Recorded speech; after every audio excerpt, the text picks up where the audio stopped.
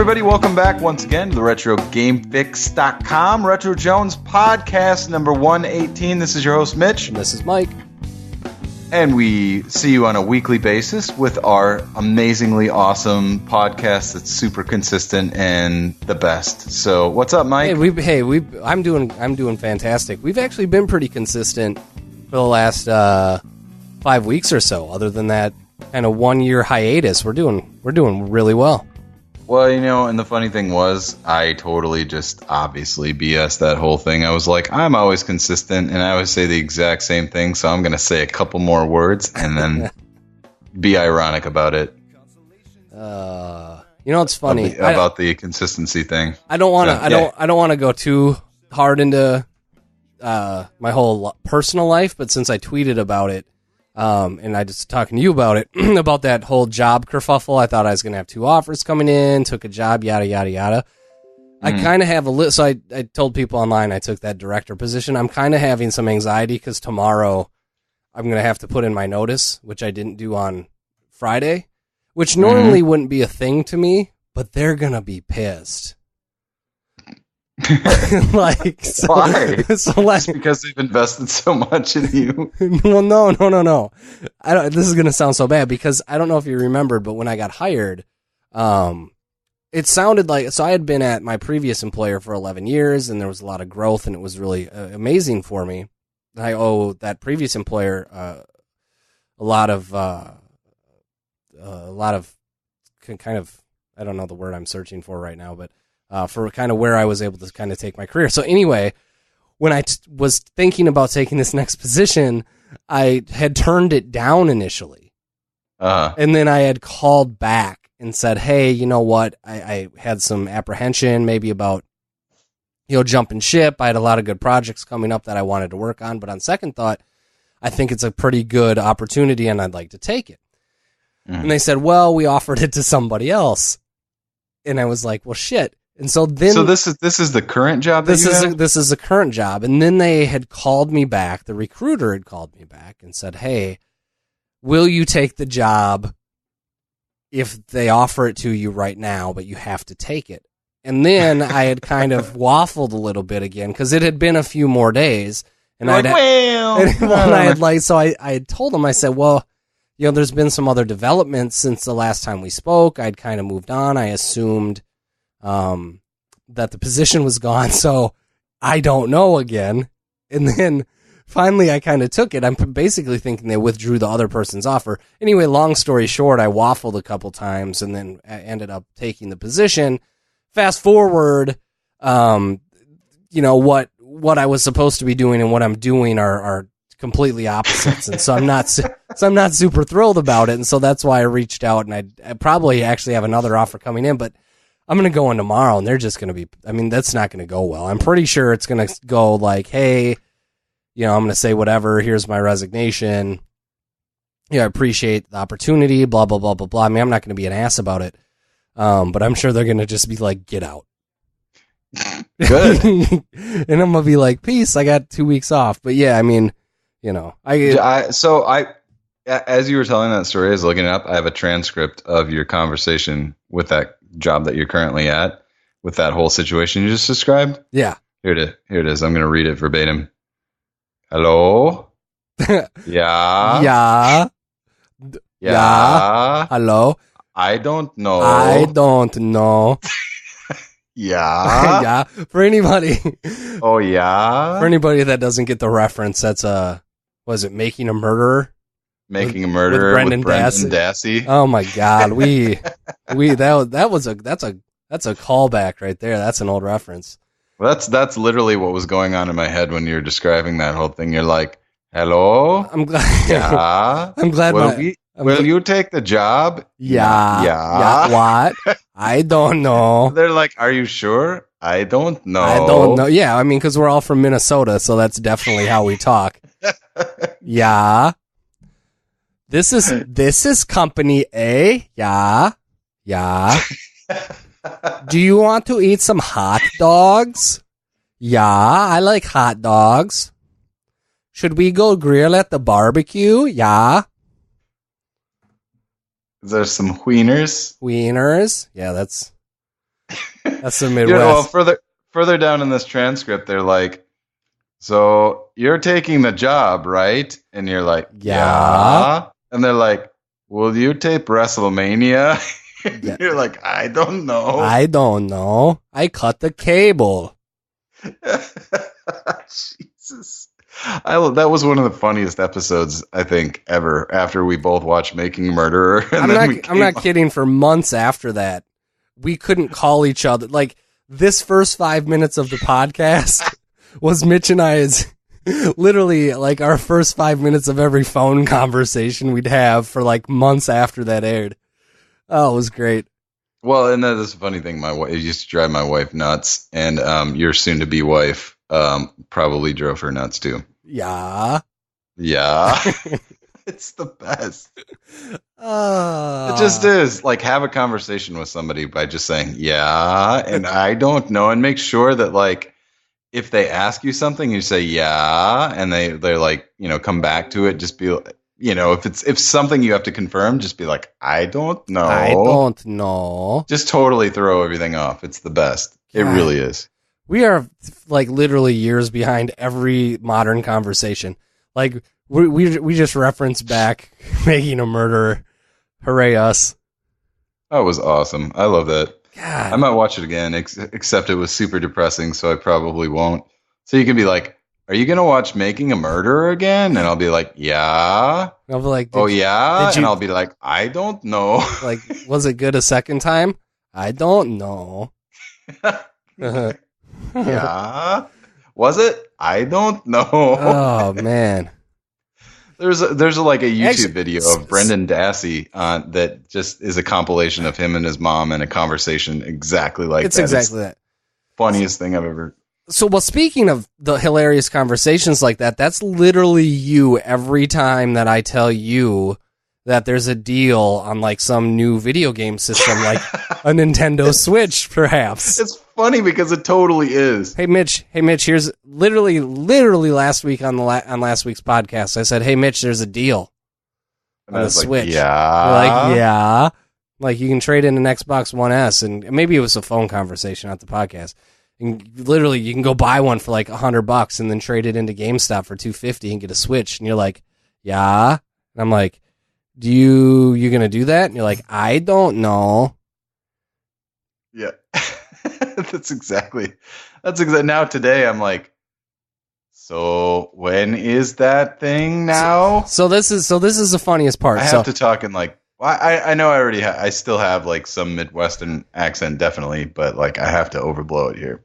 So here's the funny part. So anytime, so what we're talking about is GameStop had a crazy deal this week from I think the 13th to the 17th, where you could bring in any Xbox One S and get a $250 trade credit toward a Nintendo Switch, which is nuts because... That is nuts. It's crazy. Which is nuts because generally an Xbox One S, if you try to put it on Craigslist for just the system, you're probably going to get, $120 to $150, right? I mean, it kind of just varies.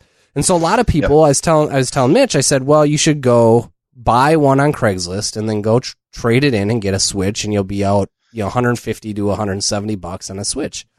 And I've done this stuff with Mitch before, where crazy deals come up, and what ends up happening is I'll get a phone call like the day of the deal ending. Or the day after. And I don't know if this is on purpose or if it's like... It just takes that long for it to click. I don't know when it clicks, and I'm always like, the deal ended.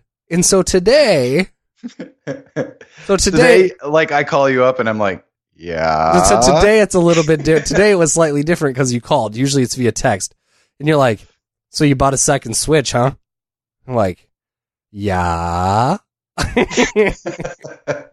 I don't know. You're like, why? And I was like, I don't know. I was talking with my wife today. I was like, there is literally no reason to buy a second Switch for Mike. I was like... The word of the day is literally, by the way.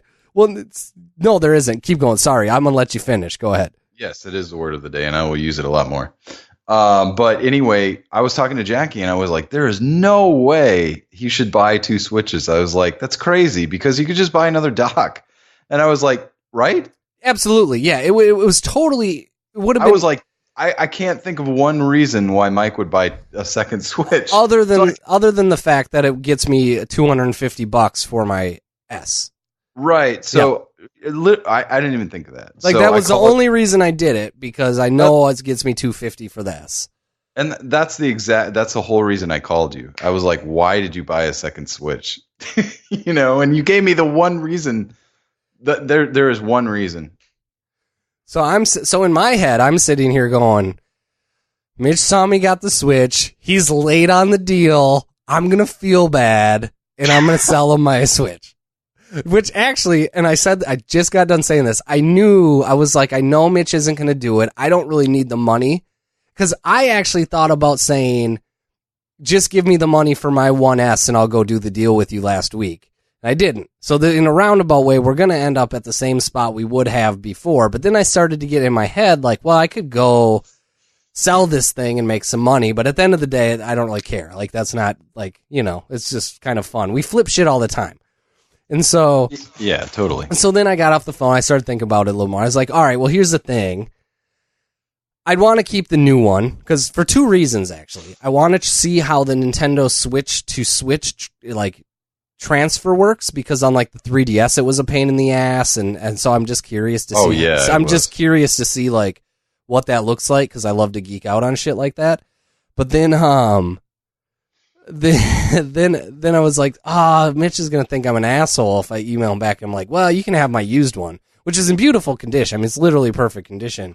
But I was like, this might be my only opportunity in the history of our friendship for me to get you in to a console that I own while I'm still playing it.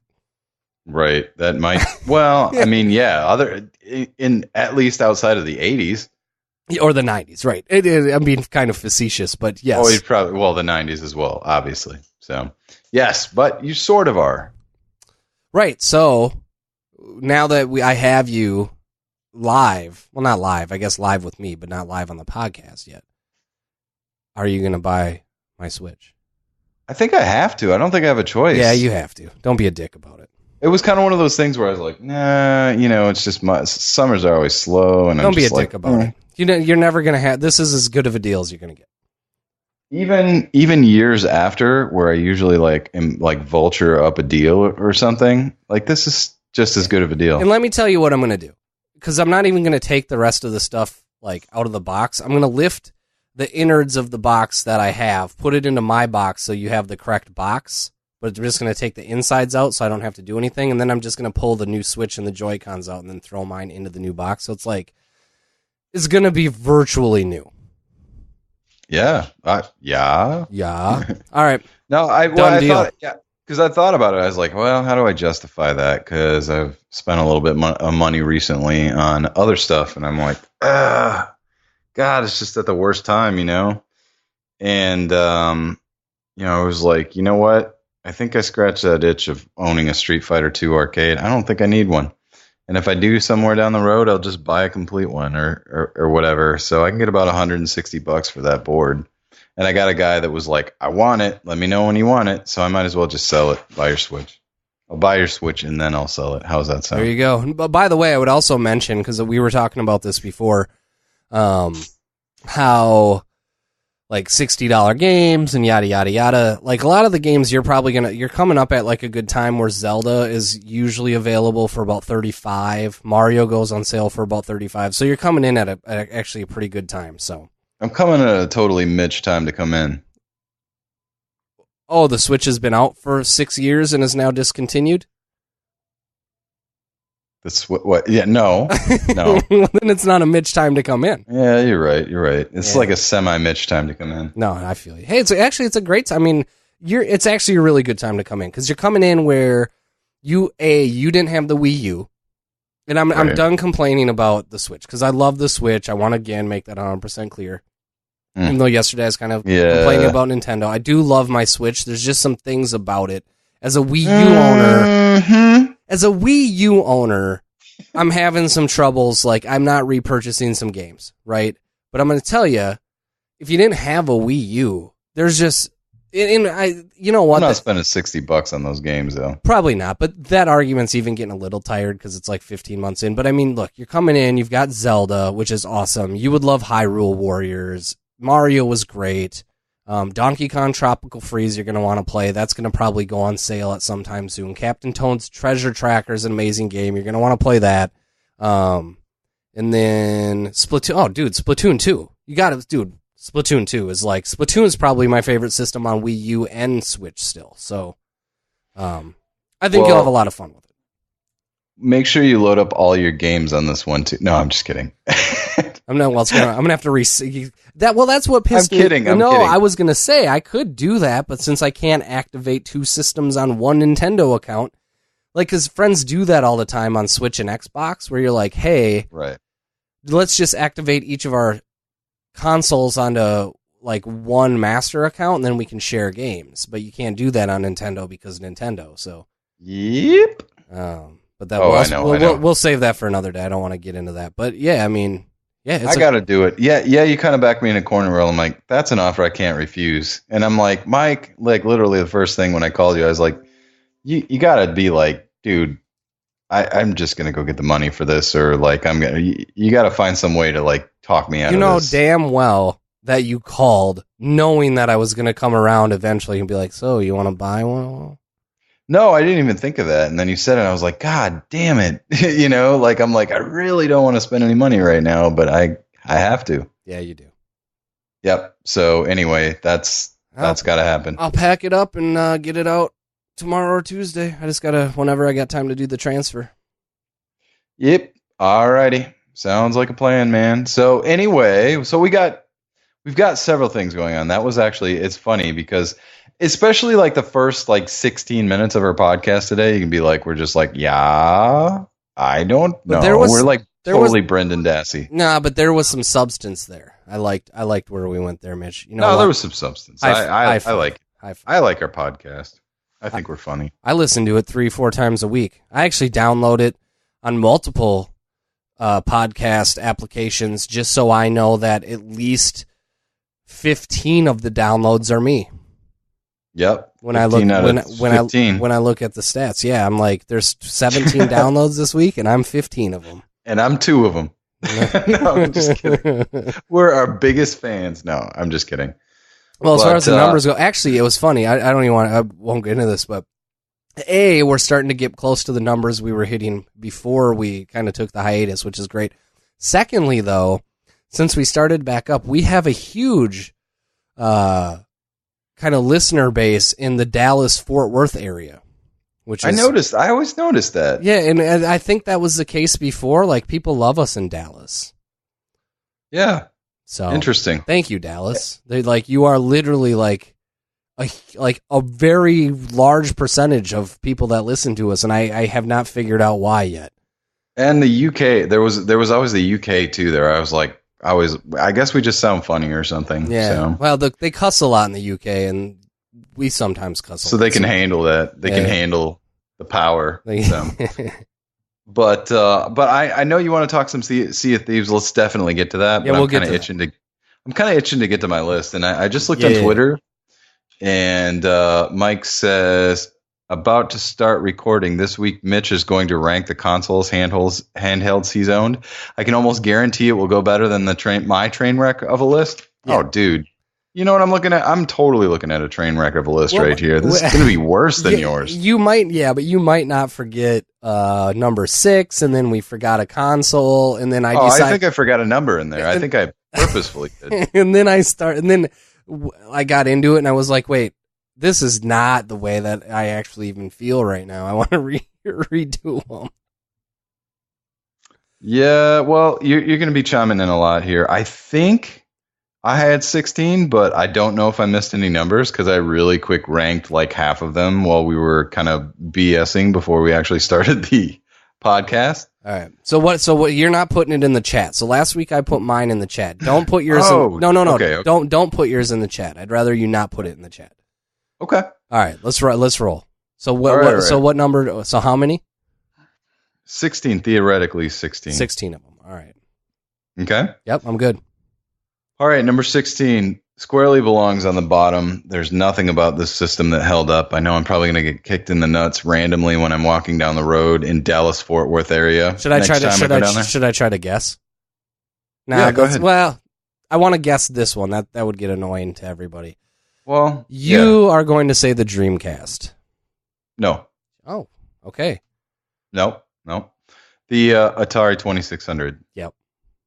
Literally like the worst system I've owned. I owned one when I was a kid before the NES, and I loved it back then. I did because it was the only game in town. It was before the NES actually came out. So, because I remember watching, like, I remember playing this on my TV and just being like, "Oh my god, I can't believe there's something on my TV," and I'm like manipulating it. You know, I'm making something move on my TV. It was freaking amazing. I remember that feeling.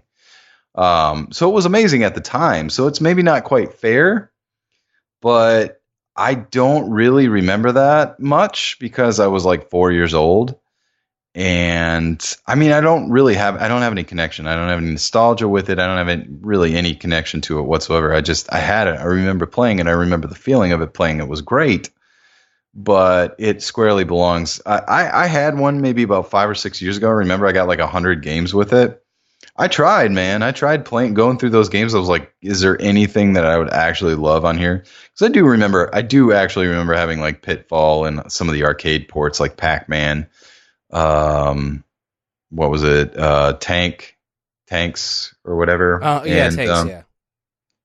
They're all just crap, man. I didn't enjoy one of them. Yeah, so it's hard they don't hold up real well. Not at all, man. I respect the system for the time, but like for 2018, and I know that kind of contradicts some aspects, but yeah, this is my list, guys. So 16, squarely at the bottom.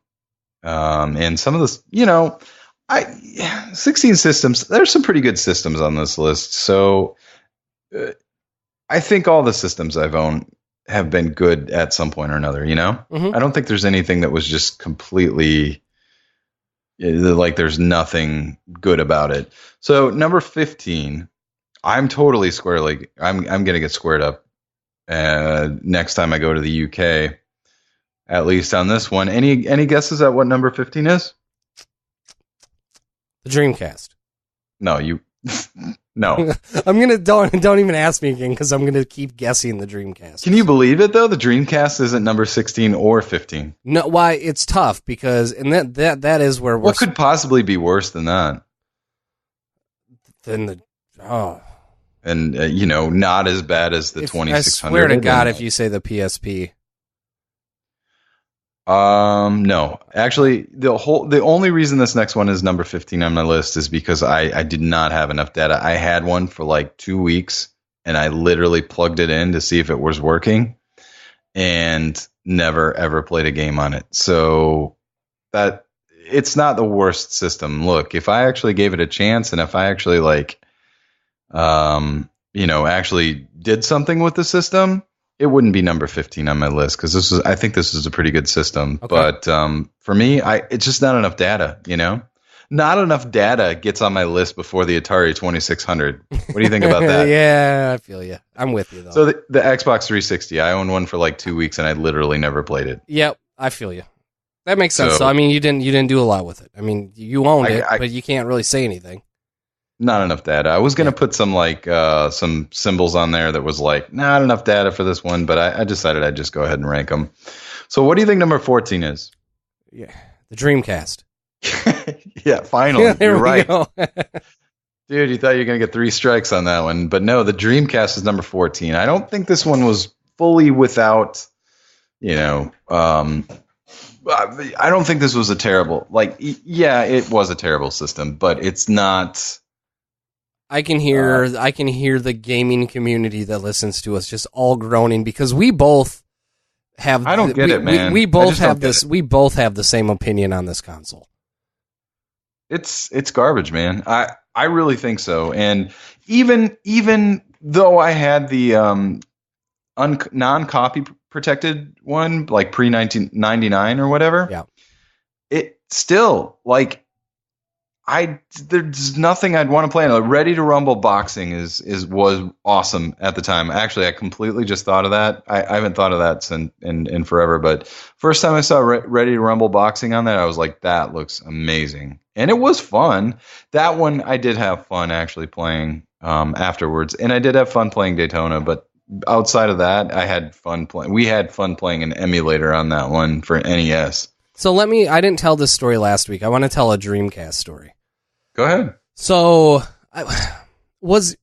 when we were in high school and there was a River Hills Mall in Mankato, Minnesota. I was there.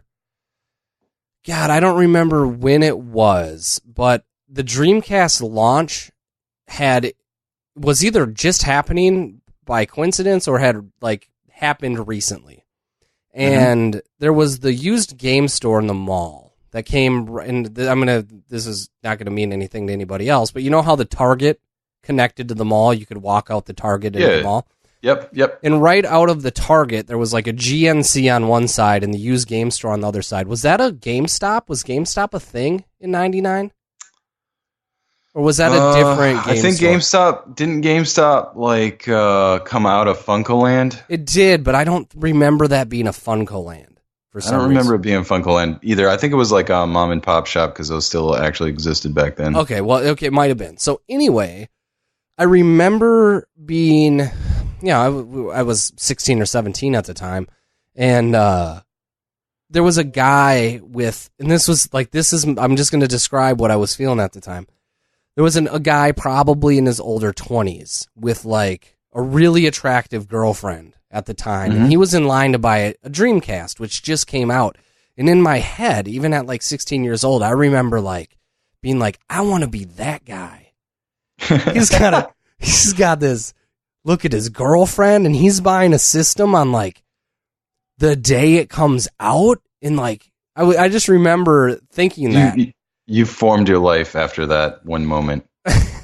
Yeah, oddly enough, now that I think about it, pretty much. But yeah, it was just crazy. And I remember the Dreamcast thing being set up and being like, oh, it must have been right senior year or junior year. But anyway, yeah, I just remember that about the Dreamcast. And like, we're all hanging around the store. So you weren't with, obviously, because you'd remember this. We were kind of hanging out around the store, and like the guy got his Dreamcast and left. And I was like, that was sweet. And like, I worked. Did he like hop in his Camaro and shit? No, but I worked at Sam's Club at the time. I'm going to totally hijack your thing. I worked at Sam's Club at the time, and we had gotten Dreamcasts in later. And I was like a cart pusher, a cart rally guy. I'd go get the carts and push them into the store. And you and Singleton, right? Yeah, me and Singleton. And then we'd have the packages of them that came in. Anyway, this is completely related to the Camaro thing. There was a guy I worked with a Trans Am or a Firebird, like in 80s. And one day, I think I told this on the podcast before, but one day he drove it over to the River Hills Mall, which was across the road. And I saw him walking back across the parking lot. And I ran out to him. I was like, hey, I forgot his name. It was like Ryan or something like that. I ran out and I was like, dude, what happened? And he's in tears. Someone stole his car. And then, hold on, and you know what happens next, right? Because knowing me, I can't stop laughing about it. Like maniacally laughing. I mean, I can't stop laughing. She's like, I'm almost ready to do it right now. It still just is so hilarious to me. His car is stolen, and he's like literally crying about it. And I'm like, oh my God, your car is stolen? Someone stole your car? And I'm on the ground just losing it. And then it's one of those things, I don't know who was working, but we get back up to the store, and you know me, I can't wait to tell everybody. Everybody, look at this guy. I'm surprised I didn't get on the Sam's Club intercom. God, he was pissed. The code 12. He was pissed. Everybody, code 12, out to the front of the store immediately. I have another Sam's Club story, but I'll save it. I saw a lot being a cart pusher. Yeah, you did. I'll save the next story though. But anyway, sorry. I don't have anything that good, man. I've got a lame Dreamcast story. I've actually got 2 Dreamcast stories, but I already forgot one of them, so I'll tell the one. But I remember in Brainerd, Minnesota, me and a friend were coming back from the cities, and by the way, that's what you call Twin Cities. That's what you call Minneapolis and St. Paul when you didn't grow up there. It's the cities. If you grow up anywhere outside of like the metro area, it's like we're going to the cities. Anyway, we ended up in Brainerd. They had like a Best Buy. I remember listening to Joe Satriani's Summer Song. It's so weird how weirdly detailed these things are. Yeah. But because I was showing it to a buddy, I was like, "This is awesome." And so we got into this Best Buy, and this is the first time I ever saw a Dreamcast, and I was like, "Oh, I remember the other Dreamcast stories." It's really quick. So, anyways, I was really just amazed by Ready to Rumble boxing. I was like, "This looks fantastic. This looks real. This looks real. This looks real. It looked phenomenal, though. It did. It and with the audio and all that, it was just amazing because I think that was in between PlayStation and PlayStation 2. So I had never seen anything. Obviously, it looked 10 times better than the PlayStation, and at the time I thought so. And I know it, and it did. Yeah, it really did. It looked awesome. Like the graphics on it, the graphics were really good though. The graphics. It's all about the graphics. So anyway, that was I do remember specifically the first time I ever saw one. And this other time was when Randy Moss was in the mall or in the Richfield Best Buy that I was at. I forgot about and looking at 2K whatever with himself on the cover. Yeah, I remember that was awesome. So again, for anybody that doesn't know, Richfield, Minnesota is like a 10-minute drive from where the Vikings practiced, and you worked at the Richfield location, and it was one of the bigger Best Buys in the metro area. Yeah, and you called me afterwards, and you're like, Randy Moss came in, and just you got to tell it because he came in, and I Randy Moss denies this. Apparently, yes, he does. That was a good question. Well, fuck, I forgot about that. I'll tell that part too. So anyway, not to get off track, but that's our podcast if you listen to us. But anyway, I saw this just huge dude. I mean, he looked like he was like 19 feet tall because he is at like exactly 19 feet tall. Had the dark shades on, just looked like somebody that was like super famous that was trying to be inconspicuous, but was totally like, might as well have been a billboard over his head that said Randy Moss, right? Yeah. So anyways, I didn't see him at first, but a friend, like one of the people had come there and had said, "Oh my God, it's Randy Moss." So I was like, "All right, awesome." So went over to ask, "Can I help you with anything?" And he was looking for a Tyrese CD. So there was that. And then he was over at I might not be remembering this right. It's been a long time, but he was over at the Sega Dreamcast section looking at a copy of NFL 2K whatever with himself on the cover. And I was like, "Hey, can I help you? Can I help you find anything over here?" And like this was like right after me and a manager were like, "It's Randy Moss," like 10 feet from him. Like, look at the R on his arm, Yeah. And so anyways, I'm like, "Hey, man, can I help you find anything?" And he's like, "Nah, man." And he just walks out of the store as fast as he can. And that was it. So he didn't even buy the Tyrese CD? No, or he stole it. That's funny. So anyway, to piggyback on that, so this happens years later. Randy Moss, I think it was when he was with the Patriots or hadn't signed somewhere, he was doing like live streams. But it was he was doing I forgot what site because it was before Twitch was around. He was doing live streams on something. And one night I see Randy Moss is going to do a live stream. So I signed into the chat. And I'm like, I'm going to ask Randy Moss about that time at Best Buy.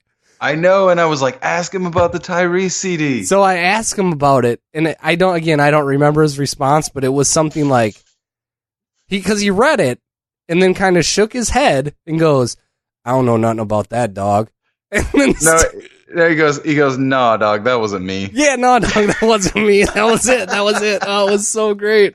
Yes, it was, dude. Unless you have an exact twin. It was definitely you.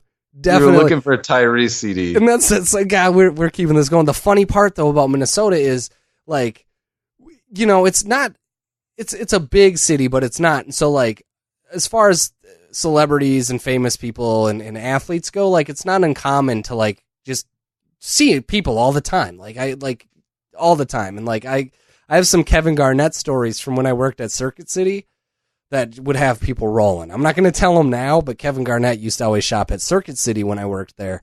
And, man, good stuff.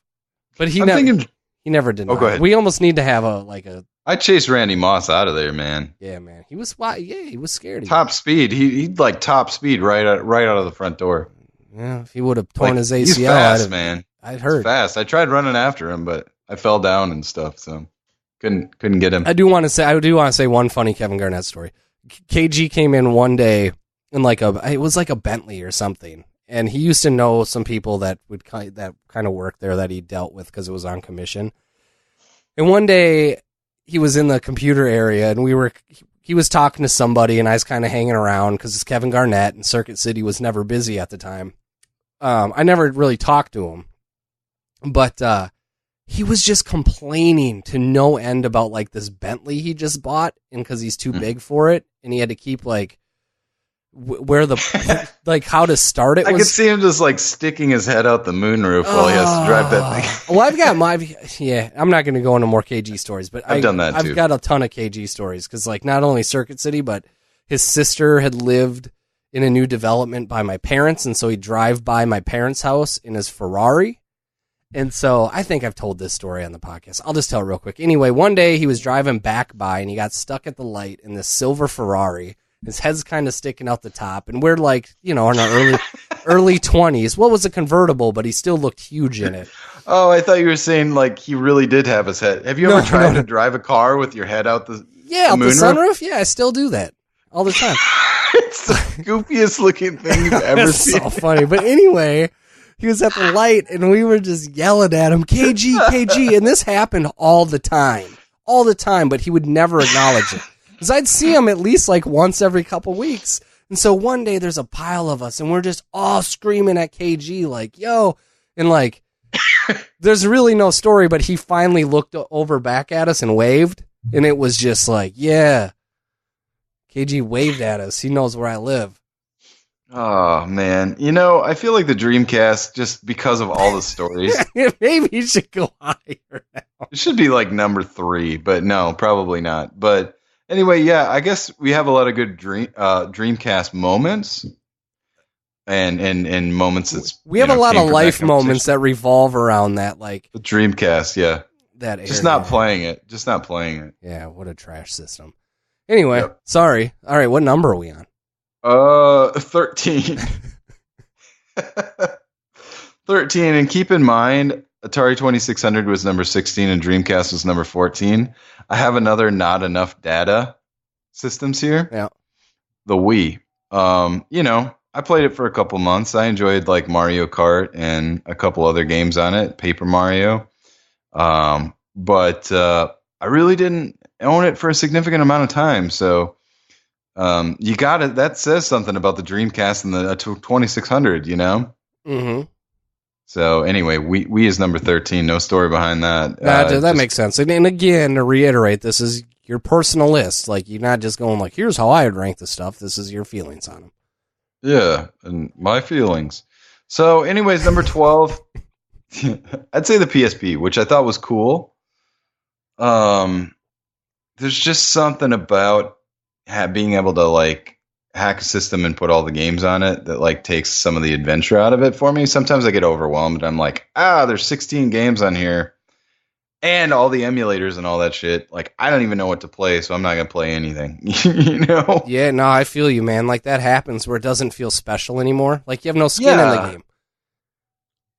What's that? Well, you don't have any skin in the game. You're like, well, I didn't spend any money now. So, like... Kills it for me. Yeah. So, I totally have a Mike moment here. I have 2 number 11s. Son of a bitch. Jeez. I guess I would probably say I would say the true number 11. And the problem is, like, okay, damn, okay, I'm going to have to shift everything back one. Vita's number 12. PSP was number 13. What? Yeah, okay. So the Vita. It's just We're at the Vita, okay. We're at the Vita. Just never really connected with it. This was one of those deals. I thought about this when we had that conversation earlier.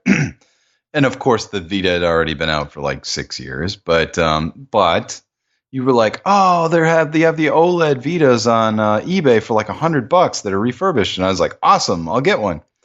So I got one. And so credit to me on that, even though I was like super late to the party.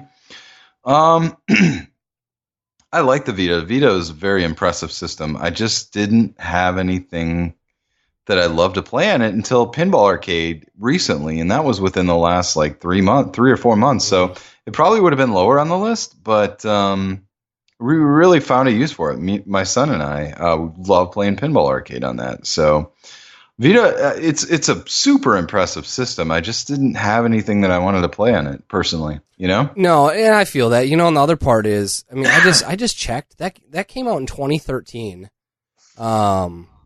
which is 1 year. Wait, was it? Yeah, it was 2013. Wait, no. Wow, it was really released in 2013. I actually thought it was earlier than that. So yeah. Only 5 years, 6 years? Okay. Well, I've had it for a couple of years, so I wasn't 6 years behind my normal. So that was a little, I jumped in a little soon in that one, but just kidding. So anyway, PS3 was my next one. I did enjoy the PS3 a lot, and I think everything from here on up is something I really, really, really enjoyed. This is the good portion of my list that I actually had ranked before today, so that's probably why I have 2 number 11s. But PS3, I love the PS3. It was a great system. I played a lot of games on that, especially with PSN and all the games that you get for free. There's just so many like indie games. I played a lot of indie games on that system as well. I loved it. I thought it was great. PS3 is a good system. PS3 was awesome. Yeah, that was your number 1, but was my number 1. Yep. I'm going to double that and put 2 1s in front of the PS3. I feel you. So let's just keep going here. Genesis, number 10. Just wasn't a system that I owned until later. And I did play a lot of Genesis because you owned a Genesis. And so every other weekend I was over at your house playing Genesis, or you'd bring it over to my house. So I did play a lot of Genesis back in the heyday, and I really do have a lot of nostalgia for it. But I liked a lot of other things that were going on at the time as opposed to that. So, moving ahead, and again, really everything in this, I'm not shitting on anything on number 11 on up because I really enjoy every system. I have a hard time believing that the 3DS is number 9 on my list because I love my 3DS. Yeah, dog, this one is where I'm going to have to give you a little hell. Just hearing it. So let me listen to your case here, and I'm going to have to hear what comes after, but man, I had the 3DS at the same ranking, but percentage, I mean, you love the 3DS. I love the 3. I have 2 of them. And I love it. It's this one that I like, even though there were a lot, Nintendo, there were a lot of remakes on it. They were my favorite remakes. One of them in particular was Star Fox 64. It's such a great game. It's one of those, I have that muscle memory on it where I can beat it every time I play it. It's just a matter of like, okay, do I have 30 minutes? And I have to beat it every time I play it. And I love it. I never get tired of it. I literally beat it like 4 times in a row one time. Just so I was like, okay, I just beat it on the hardest level. I'm going to play it again. So I love the 3DS. There's so many. I'm still enjoying it. Let's put it that way. I still play my 3DS every now and then. Yeah. I still like it. I have a hard time putting it at number 9, but again, everything 11 on up. So the system that you still play and still enjoy and still love is number 9. Yeah, just because of the catalog of games on it. Like there were some other systems that I had that I just had more games and that I probably had more hours in. Because 3DS has probably one of the most prolific game libraries of all It's great, time. man. Like Luigi's Mansion on that was awesome, and everything is like super cheap right now. So I'm gonna grab a whole bunch of 3DS stuff while everything's like super low, because Nintendo crap, it always dips. There's a dip. And then There's always a eventually dip. it comes Yeah. back up, and then it comes back up. You know what's funny about the 3DS is I remember when the 3DS released, and I don't know. We weren't podcasting yet. I don't know how much we were talking games maybe at the time, but the 3DS I think came out at like $279 or $320 or something like that, and people were like, "What the hell?" And then like, this is a ripoff, and then eventually they lowered the price to, I think, $229 or something, and gave a bunch of people that bought the 3DS, at like the full price, like literally like 2 months after, gave a bunch of people games because they lowered the price right out of the gate. And like, it seemed like at the time, the 3DS was just going to be a train wreck. Yeah. And then, you fast forward to 2018 and it's still going strong and like, easily, one of the favorite systems for the both of us. I mean, it's an amazing handheld. I agree. And I love the gimmick. I do. I love the gimmick too. I love the 3D. I turn the 3D on. If there is good 3D, I use it. I played Link Between Worlds in 3D the entire time. It was amazing. Yeah, it is. I love 3D. And I love the 3DS. There is a great library on that. But my own personal experience, I haven't played through the problem. I've got a ton of 3DS games, but the problem is, didn't you have a ton of 3DSs at one point? Yeah, well, like I said, I've got 2 of them. Oh. Currently, I've got 2 of them. I just had 2 or maybe 3 at one time. I don't know. But I love it, man, and I do have a lot of games for it. But the problem is, I'm one game at a time, and I just pretty much trudging through them. I love the games though. It's a great system. It deserves to be higher than number 9 on my list for sure. I won't even argue that. I can't argue that. But number 8, it was the Xbox, and I know you'd have a problem with that because of your own personal experience. You weren't a huge Xbox fan, were you? No, I wasn't. At the time, actually, I remember actually actively not liking the Xbox because of I wasn't a first-person shooter guy. And this is where we swapped. That was weird, too, because I was totally a first-person shooter guy. And then Halo came out, and I was like, the fuck are you guys... You're playing Halo? And I remember going to people's houses, specifically at some different points, and everyone was playing Halo, and it was like the 4-player split screen. I was like, psh. It was so incredible, dude. I remember... Because over at Donks' house, and half my video game... Not half, but... A good portion of my video gaming memories happen over at Donks' house. Oh yeah.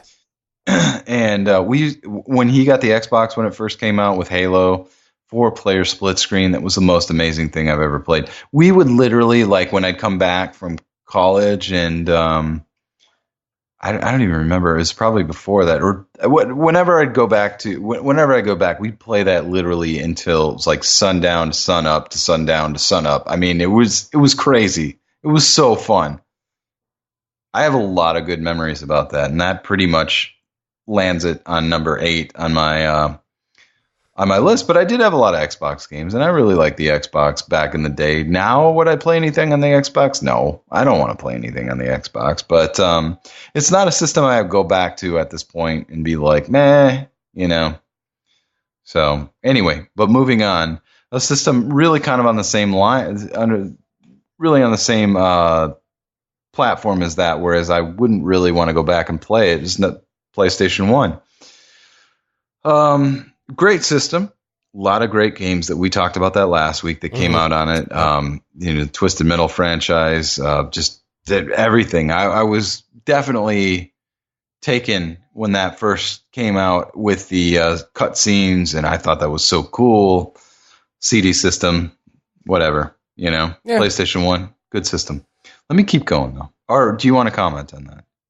No. I was just going to say I agree with everything you're saying. It was just one of those where it was awesome at the time, but it felt like, the stopgap for everything that followed it.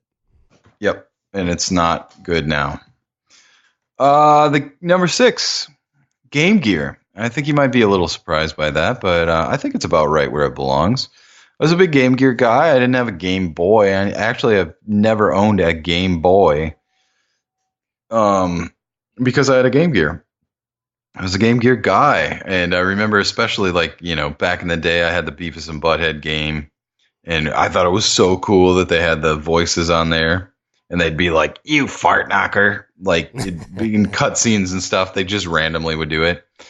I thought that was so cool, and we used to go on so many trips. I went through so many AA batteries on that thing. That was the one thing that it killed it in retrospect, where it was so expensive to run. Because you'd have, 3 hours of gameplay and then your 6 AA batteries. Yeah, it was 6 AA's. It was crazy. It was expensive, man. I mean, we didn't really care. It wasn't my money. Well, I didn't have any money at that time. So. But if my parents refused to buy me batteries, and then I couldn't play my Game Gear. I have to plug it into a wall. But we used to travel all the time, so that was a perfect console for me. I was always super excited about that. So I remember one time when we were at the Mall of America, and there was a video game shop, and they had some clearance games, and I was like, I saw a Smash TV, and I was like, to my dad, I was like, can you buy this for me? And my dad never bought anything for me, and he was like, yeah, sure, and I was like, no way, my dad bought me something. So random memory. That actually happened to me. Again, another random memory. That happened to me when I was at Disc Jockey. Again at the River Hills Mall in Mankato with my dad.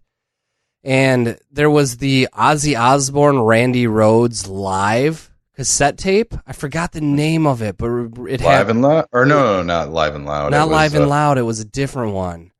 Yeah, I know which one you're talking about. But I remember being like, hey, I really want this. And then my dad didn't actually say he was buying it for me. Yeah. And then he grabbed it and he rang it up, and I was like, that motherfucker is buying that for himself. He's like, I'm going to just buy this just to torture you. And it didn't, he had a ton of cassettes that I could listen to anytime, but I was like, I wanted it for me. Yep. And I remember thinking that the whole way home, and I started to cry in the car. Yeah. But I didn't want him to know I was crying, so I kind of kept it sniffly. And then we got home and he gave me the cassette, and I was like, yeah, buddy. He was probably like, that's just Mike. He's always is crying. He's always crying, yeah. What a little bitch. But yeah, anyway. Random thought. Was my dad didn't buy, actually, I can't say that. My dad bought me tons of stuff, but I thought he was buying it for himself, and then he bought it for me. I was like, oh, that's awesome. All right. So, number 5, SNES. I don't really have to say anything more than that. It's just an awesome system. I always, first system, like I said last week, that I really felt like arcade ports were worthy, including, the Mortal Kombats and Street Fighter 2, even though now I look back and I'm like, Street Fighter 2 wasn't very good on that. But, like Samurai Showdown, I think a lot of arcade ports that I was very happy with, and obviously they had an amazing original collection as well. So I'll just leave that at that. I'm going to speed this list up. Number 4 is the N64. And I don't really have to go into detail on a lot of these things. If you've listened to the last podcast, you know my feelings on the N64. I was a big fan. I still am. I have the EverDrive on it now. Mike, on the other hand, it was at the bottom of his list. But that's fine. No, I feel you. So number 4 for me was N64. Yes, that same engine that we talked about before. That same engine that they used in every single game got tiring. And there was some fatigue after that. And it took me a while to come back to the N64. I had about a decade or so of N64 fatigue where I was like, fuck that system. But I came back to it. And I really loved it at the time. And I really love it now. So, I'll say, you know what? I want to say this. I think it's actually maybe one of my favorite looking systems, though. I don't know. Like the design of the system? Yeah, it's just something about it, and maybe people disagree with me on this, but just of the systems I have on my shelf, I just think it's the most unique and badass looking system. It looks like a UFO. I like it. Yeah, it's a good looking system, and they had all the variants as well, so you could get the purple or green one or whatever that were see-through. The transparent ones. Yeah, those were awesome. Those are kind of cool. Yeah, it was like definitely the most tricked out one up to that point. So number 3, easy one, GameCube. I love the GameCube, one of my favorite systems, and I still love the GameCube. Well, the one thing that puts us over the edge, the one reason, I had the Resident Evil. I had Resident Evil, the original remake that they had, and I also had, what was it, 4? Yeah, it was 4. Yep. Yep, I played through all those, and I had, the Mario Kart Double Dash, and again, rehashing a conversation from last week, but a lot of games, but the one game that put it over the edge, and the reason it's so high on my list probably is Wind Waker. Fucking amazing game. I want to go back. Have they remade it yet for the Switch? No, they remade it on the Wii U, but you can probably assume it's coming to the Switch since they remade it for the Wii U. Oh, I can't wait. I will totally buy that, and I will spend way too much money on that. I really would actually guess that. Actually, I would hope that on the Switch that they do kind of a package where they throw a bunch of Zelda games onto one cart, but we'll have to see. Yeah, I would love to play Wind Waker again. Just one of the greatest games of all time. It's probably one of the top 3 games I've ever played. And number 2, I got to show some love for obviously the Sega Master System. One of the earliest systems I ever owned. Always one of the better systems. I always like that look, and there's a lot of crappers on that, but there were a lot of great mainstream games, and then there were a lot of games that were, not so mainstream, like Rescue Mission. Mm-hmm. Remember Rescue Mission? Yeah, Rescue Mission was awesome. With the light phaser game, yeah. Light gun, you've got a guy in the I don't even know how to describe it. Look up Rescue Mission. It's freaking amazing. Yeah, you were on the train track things in one of those carts that you can kind of pump up and down. Yep. Yeah, that was awesome. And you got to shoot all the enemies before your guy gets to the injured soldiers or whatever. So I want to say this, and I know that the NES has not been mentioned, but I think as far as light gun games, thanks for ruining my list. I think as far as light gun games go, fuck, you took all the thunder out of it. I think as far as light gun games go, the Sega Master System was where it was at. If you liked that style of game, there was so many great light gun games on the Master System, and the light phaser was so much better than the NES gun. It was so much better, I thought. It's unquestionable. It was better, especially when NES switched to the orange one, where it would have the spring where you'd pull the trigger. Yeah, that was so stupid. Yeah. Because the other one looked too realistic. Really, guys? Yeah, right. Yeah. Yeah. I think some kid got shot wielding a NES light phaser. That cop had to have been just downright fucking blind. So anyway, they also had 3D on this, and I'm a big 3D fan. And just as a body of work, you had not only 3D, but you had light phaser with missile command. What was the missile defense 3D? Yeah, missile defense. Missile defense 3D and Maze Hunter. Yeah, I played everything. I used to own everything. You own all the 3D games. I've played extensively all the 3D games. Those are the only 2 that were really, truly worth mentioning. And I guess I never played Outrun 3D, but whatever. So good. So those 2 games are astoundingly good. Those hold up easily, but you have to have a CRT television for both of those features. So anyway, moving on. Number 1 on my list is the PC. TurboGrafx. The PC. No, it's the PC. That's not a console, Mitch. Just kidding. I'm trying to throw some drama in there. Obviously, you already ruined my entire list by telling everybody that the NES hadn't been mentioned on the list yet. I think everybody knew it was going to be the NES by the time you got to number 2, and it hadn't been mentioned yet. Obviously, the NES, the library on the NES is so massive, and it was played out for so long. I still have a blast every time I go back and play. And it's not about nostalgia, this list. Maybe it is, maybe it's not. I haven't decided yet, but it's my list, goddammit. So fuck you. I really don't have to say anything about this, because every game. I don't even know. I don't even know what to say about the NES, except it's number one on my list. So that's it. That's the list, man. I like it. We spent a crazy amount of time talking about the Dreamcast, strangely enough. So hey, but that's what we do. It is what we do. So I had 17 systems. I had a number gaff, just like Mike. It was just as terrible as Mike's list. I had 2 number 11s on my list, but you know what? It's my list. So fuck you. I like it. No, I don't. So. I was surprised on the Game Gear maybe a little bit.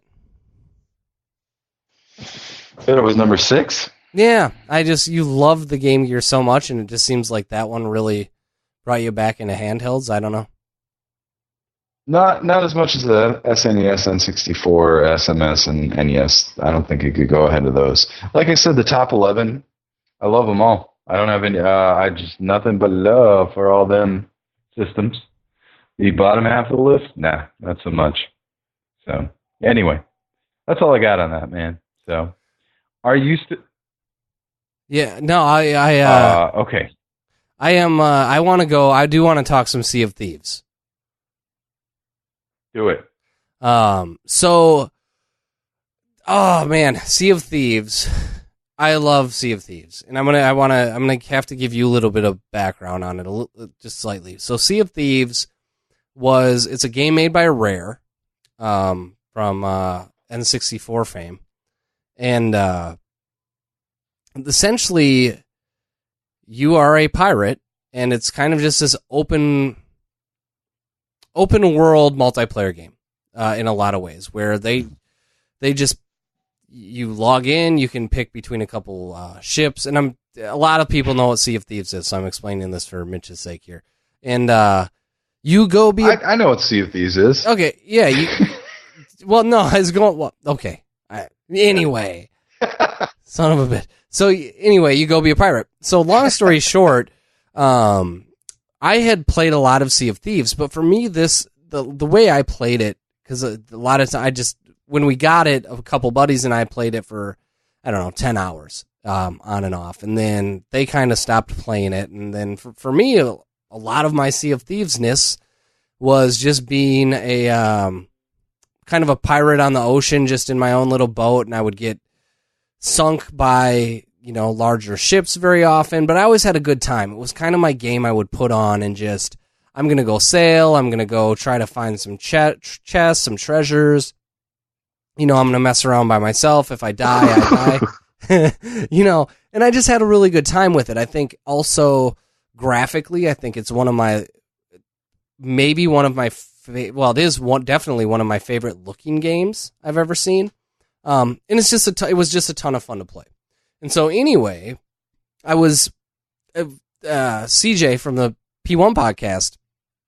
He's a very big fan of it as well. And so the last few months, we've been kind of going back and forth and trying to be able to play. And today, he sent me an invite, and oddly, I left my Xbox on. And I was like, I'm all grocery shopping, but I'm going to be back soon. And so I got home, and I signed into Sea of Thieves, and I was on my little solo sloop and I was ready to head out on a solo voyage.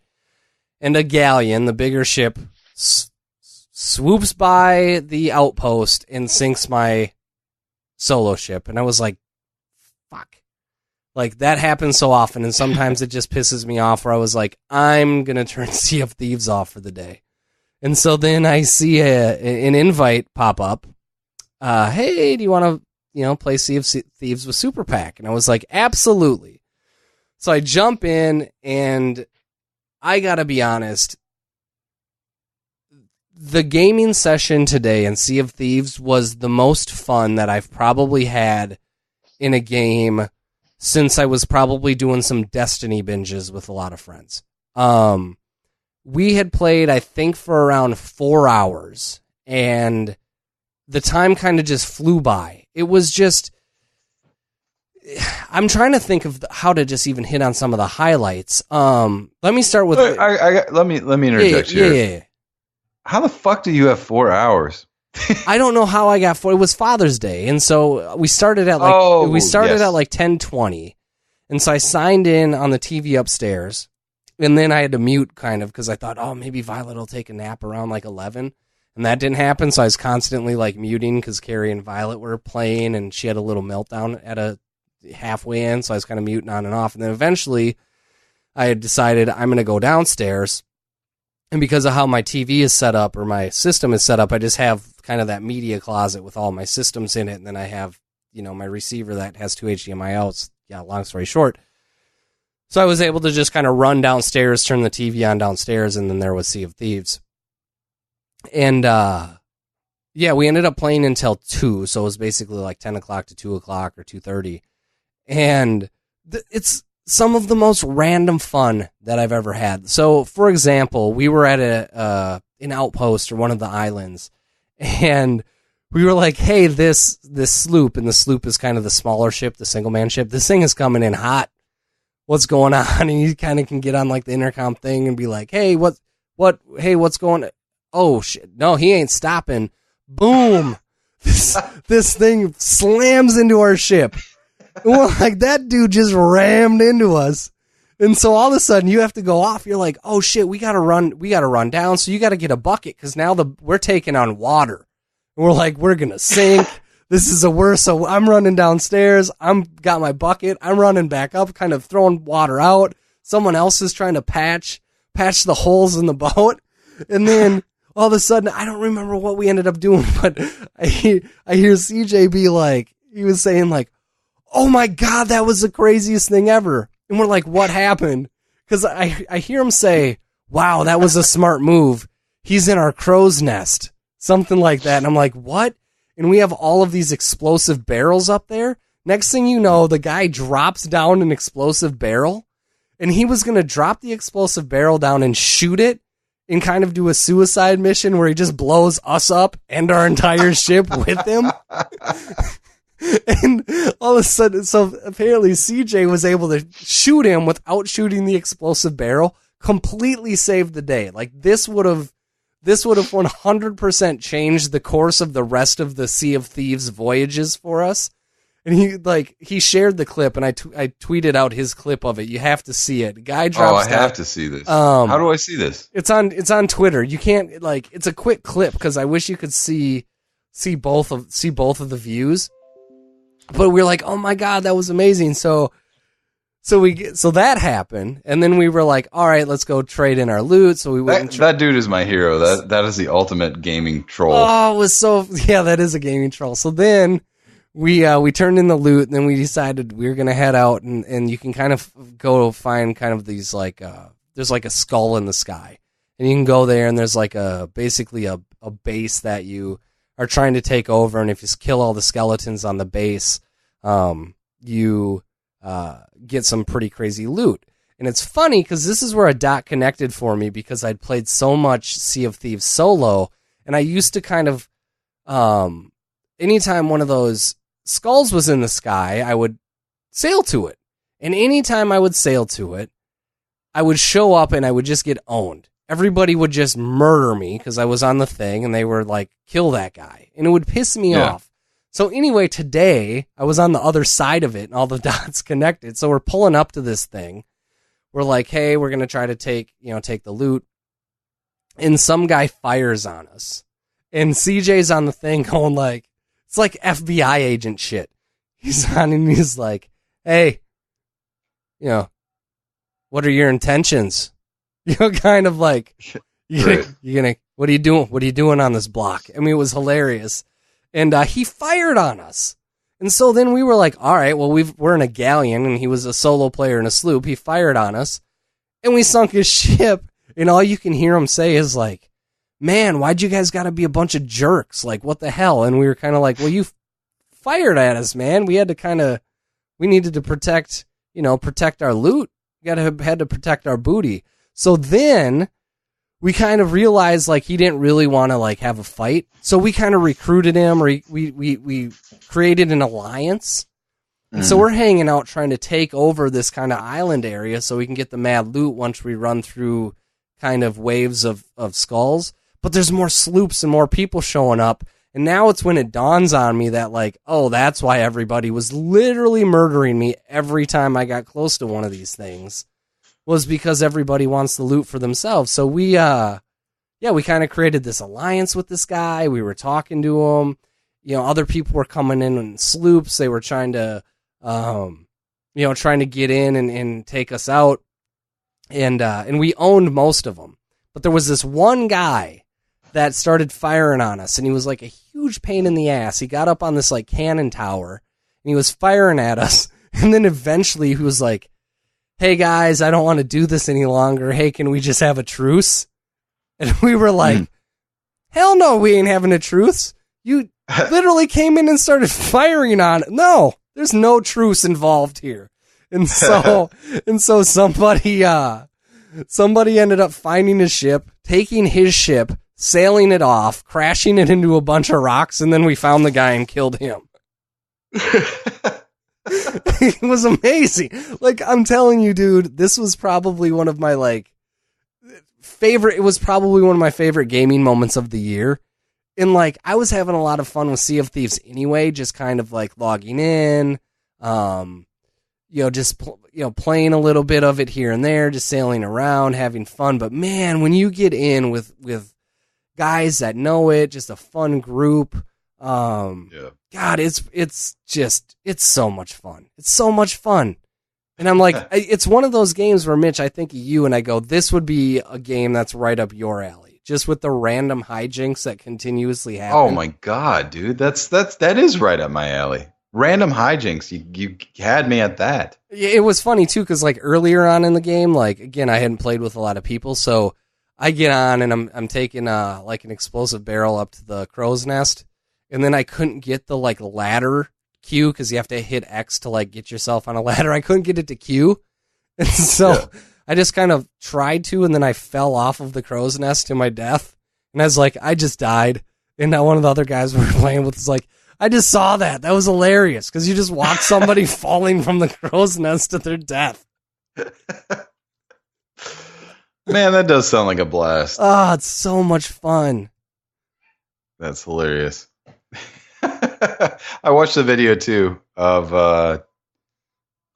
Super Pack on the Twitter account. That looks hilarious. Yeah, it's so good, dude. That guy was my hero. The guy that tried to explode the thing on your deck. Yeah, he came strong. We were like, where is he? Dude, that's totally some crap that I'd be pulling. I'd be like, all right, I don't even know these guys, but I'm going to fuck them up. Yeah, well, I mean, he just came in. I mean, he didn't even try to stop. He rams his ship into ours. He's done this before. Oh, yeah, he's definitely done it before. I mean, you can tell, like, and I'm like giddy over how much fun I had. Oh yeah, dude, that sounds like a blast, man. Like, it's been so long since I've been, like this, like giddy over like some sort of gaming moments, and it was just a ton of fun. It was so much fun. That's all I could say. I can't, if I can wrapping up 4 hours of gameplay into, 10, 15 minutes. That was, the game is just so good. I don't know. The game's just so good. It just reminds me, it's like, all I can think of too, and I've noted this, but it's like, I always think, for some reason, I think of like Samuel L. Jackson, and just like when he's like, there's snakes on this mother effing plane. Like anytime I get into it, I'm always just thinking like, there's thieves in this mother effing sea. I don't know why. Like, it's just like, that's all I think. There's seas in this motherfucking sea. So good. Or whatever. Yeah, that's awesome. Yeah, so we had a ton of fun. Looks like it. I'm looking at the pictures. I see you're like walking, like pushing some circle thing. I don't even know what the fuck you're doing. I don't know anything about sailing. So. Well, no, and then you also have to do stuff. I mean, and it's legit, dude. Like, you've got a captain, and another guy named Mike was kind of captaining the ship, and like you've got to raise the sails and turn the sails, lower and raise the anchor. Like I said, like you can take on water if you run into stuff. I mean, it's pretty damn involved. But like when you're firing on all cylinders, there is not like it's like the ultimate team game, but also, and I don't, like, I actually mean this in a good way, like the ultimate kind of like troll game where you're kind of always on edge of like, what are those guys up to? What are they doing? Why are they just hanging out there? Should we go? Yeah. I mean, it's so much fun. Awesome. Well, cool, man. That sounds like a freaking blast. Yeah. So, yeah, man. Well, it's getting late. Yeah. So, anyway, by the way, I just want to jump in. So, I want to thank CJ and Mike, and we've had a couple random players come in. That was some of the most fun I've had all year gaming, especially in a multiplayer game. And so, I just want to thank them again. That was so much fun. Hell yeah. Cool, man. Well, at that, for RetroGameFix.com, the Retro Jones podcast number 118. This is Mitch. And this is Mike. And we'll see you next week. See you.